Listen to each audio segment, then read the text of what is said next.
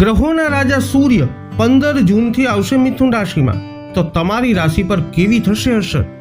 કયા ક્ષેત્રોમાં મળશે સફળતા, તો કયા ક્ષેત્રોમાં રહેવું પડશે સાવધાન? આ વિડીયોમાં આપણે ચર્ચા કરીશું મેષ, વૃષભ તથા મિથુન રાશિના જાતકોની. તો નમસ્કાર મિત્રો, અંબા એસ્ટ્રોલોજી ગુજરાતી ચેનલમાં આપ બધાનું હાર્દિક સ્વાગત છે. મિત્રો, ગ્રહોના રાજા સૂર્ય જલ્દી મિથુન રાશિમાં ગોચર કરવા જઈ રહ્યા છે. મિથુન એ રાશિ ચક્રની ત્રીજી રાશિ છે. સૂર્યનું આ મહત્વપૂર્ણ ગોચર 15 જૂન 2024ના વહેલી સવારે 12 કલાક અને 16 મિનિટે થશે. વૈદિક જ્યોતિષમાં સૂર્યને ઉર્જાનો મુખ્ય સ્ત્રોત માનવામાં આવે છે અને બીજા ગ્રહોમાં એક મુખ્ય ગ્રહ પણ કહેવાય છે.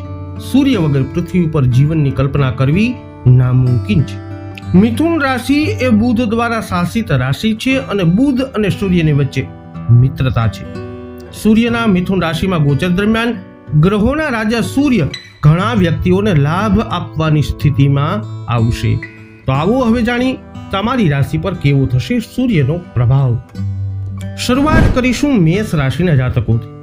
મેષ રાશિના જાતકો માટે સૂર્ય 5મા ઘરના સ્વામી છે અને 3જા ભાવમાં હવે ગોચર કરશે.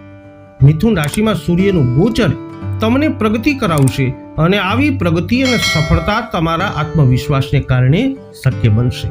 તમને કારકિર્દીની મોરચે વધુ વૃદ્ધિ મળશે અને તમારા માર્ગમાં નવી નોકરીની તકો આવવાને કારણે આવું શક્ય બનશે. તમને નવી ઓનસાઇટ નોકરી પણ મળી શકે છે. વ્યવસાયના મોરચે તમે તમારા પ્રયત્નો અને વ્યાવસાયિક વ્યૂહરચનાઓને કારણે વધુ નાણાકીય લાભ મેળવવામાં સફળ થશો. પૈસાની દ્રષ્ટિએ જોઈએ તો આઉટસોર્સિંગથી તમને ફાયદો થશે અને તમારી આવકમાં પણ વધારો થશે. સંબંધોની દ્રષ્ટિએ વાત કરીએ તો તમે તમારા જીવનસાથી સાથે અનુકૂળ સંબંધ જાળવવામાં અને તમારા સંબંધોને મજબૂત બનાવવામાં સફળ થશો. અંતે વાત કરીએ સ્વાસ્થ્યની, તો તમે સારા સ્વાસ્થ્યનો આનંદ માણશો. તમને કોઈ મોટી સ્વાસ્થ્ય સમસ્યાઓ આ સમય અવધિમાં નહીં થાય. જો કે માથાનો દુખાવો જેવી નાની સમસ્યાઓ તમને થઈ શકે છે. હવે વાત કરીએ વૃષભ રાશિના જાતકોની. વૃષભ રાશિના લોકો માટે સૂર્ય 4થા ભાવના સ્વામી છે અને તમારા બીજા ભાવમાં ગોચર કરવા જઈ રહ્યા છે. મિથુન રાશિમાં સૂર્યનું ગોચર તમને સારા પૈસા કમાવવા પર ધ્યાન કેન્દ્રિત કરાવશે. આ સમયગાળા દરમિયાન તમે તમારા પરિવાર માટે પૈસા ખર્ચ કરતા જોવા મળશો. કારકિર્દીની વાત કરીએ તો તમે તમારા સંદેશા વ્યવહાર દ્વારા તમારી નોકરીમાં તમારી કુશળતા બતાવશો, જે તમને સારો લાભ અપાવશે. વ્યાવસાયિક દ્રષ્ટિએ જોઈએ તો તમને તમારી વ્યાવસાયિકતાને કારણે સારો નફો મળશે અને તમારા પ્રતિસ્પર્ધીઓ સાથે સ્પર્ધા કરવામાં તમે સફળ રહેશો.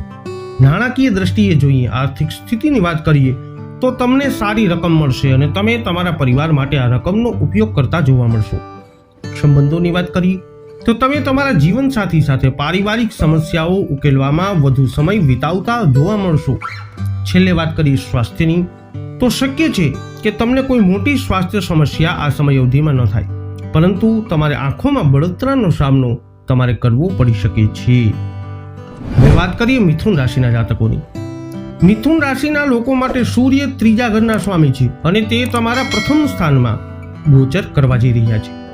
મિથુન રાશિમાં સૂર્યનું ગોચર એ તમને સૂચવે છે કે તમારી કારકિર્દીના સંદર્ભમાં તમને વૃદ્ધિ અને નસીબના સારા સંકેતો મળવાની સંભાવના છે. કારકિર્દીની વાત કરીએ તો જો તમે નોકરી કરતા હો તો તમે તમારા નિશ્ચય અને આયોજનની સમજથી સફળતા પ્રાપ્ત કરશો.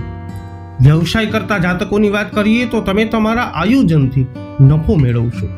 વેપાર ધંધાના સંબંધમાં મુસાફરીની પણ શક્યતાઓ છે. આર્થિક દ્રષ્ટિએ જોઈએ તો તમે આઉટસોર્સિંગ દ્વારા વધુ કમાણી કરશો અથવા તમને મુસાફરીથી ફાયદો થઈ શકે છે. સંબંધોની વાત કરીએ તો તમે તમારા જીવનસાથી સાથે ઊંચી ઉડાન ભરશો. આ સમયગાળા દરમિયાન તમે તમારા જીવનસાથી સાથે કેઝ્યુઅલ ટ્રીપ પર પણ જઈ શકો છો. સ્વાસ્થ્યની વાત કરીએ તો તમારા ઉત્સાહને કારણે તમે સારા સ્વાસ્થ્યને અપનાવવા માટે પૂરતા ફિટ દેખાશો. તો મેષ, વૃષભ તથા મિથુન રાશિના જાતકો 15 જૂનથી થનારું સૂર્યનું ગોચર તમારા માટે વૈદિક જ્યોતિષશાસ્ત્ર અનુસાર કંઈક આવી પરિસ્થિતિઓનું નિર્માણ કરી શકે છે. આ વિડીયો અંગેના અભિપ્રાયો કોમેન્ટમાં જણાવજો. વિડીયોને લાઈક અને શેર કરી અમારી ચેનલને અવશ્ય સબસ્ક્રાઇબ કરી લેજો. ફરી મળીશું નવા વિડીયોમાં. જય અંબે.